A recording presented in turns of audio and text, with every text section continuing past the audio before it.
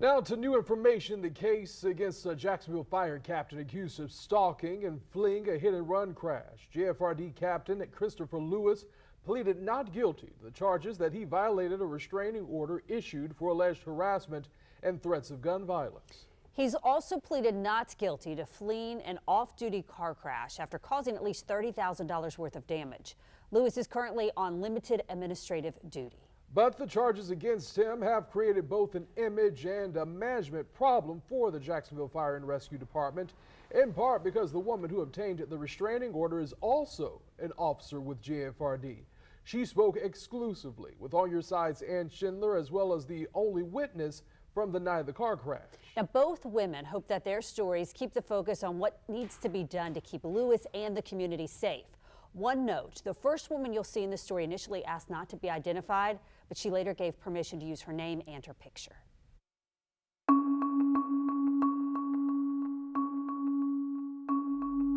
He called me like 3 times and he just said that he had been in an accident and he needed me to come get him.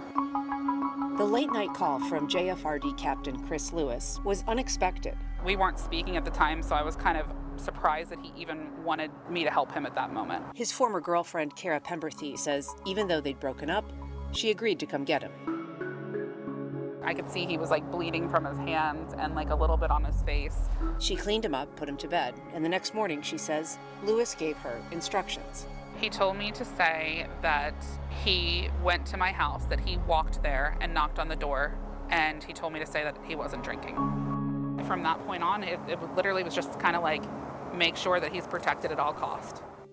I'm going to start off, if you wouldn't mind, what is your first name, sir? Christopher. Captain Lewis's version of the crash is different. I was heading to a friend's house. He told police he was on his way to see Cara, a planned visit. Where I was going in the first place last night, and again, just heading to her house. She knew I was coming.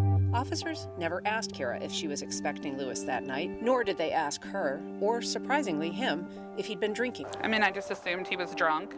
I knew that was drunk Chris. It wasn't a sober Chris. And looking back on it, do you still think he was drunk? Absolutely. According to JFRD records, Lewis had a DUI in 2018.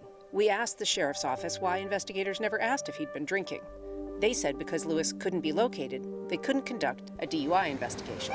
Some inside the agency believe Lewis has benefited from the political connections and influence of his father, a perception embodied in his nickname, Soup. I believe it's son of Union President. Randy Wise is the current Union President, a role he took over from Lewis's dad, Roger Lewis Sr., a well-connected and politically active Union chief. Despite the nickname, Wise says, Lewis doesn't get special treatment. His dad isn't Union President anymore. And he's treated like any other member would get out of me. After the crash, Cara Pemberthy learned about Lewis's other legal issues, including a February restraining order filed by a former girlfriend. That girlfriend also works for JFRD, which has presented a challenge for the agency. In her injunction request, she filed pictures with the court and shared them with First Coast News. Injuries she says she got during a fight with Lewis, and damage she says he did to the home they shared. She cited a downward spiral of alcohol-fueled instability in her court filing and included what appear to be threats from Lewis. A high-ranking officer who asked not to be named said her allegations are first and foremost a workplace security concern. But coupled with the pending criminal charges, he says they give the department, quote, a black eye. Lewis's integrity is in question, he told First Coast News. His stability is in question. That concern echoed by a former JFRD officer who said Lewis is, quote, very good when it comes to going into burning buildings, but that doesn't matter if the public can't trust you. After I started calling him out on these things, that's when he started to have threatening behavior towards me, saying how I'm about to find out who he is and he's going to show me what a monster he's going to be. I, at that point, felt like I needed help. Cara Pemberthy called police herself on April 13th. She says she does not want to get him in trouble, but she does want him to get help. I don't know what that help looks like for him, but it needs to happen. Ann Schindler, First Coast News, on your side.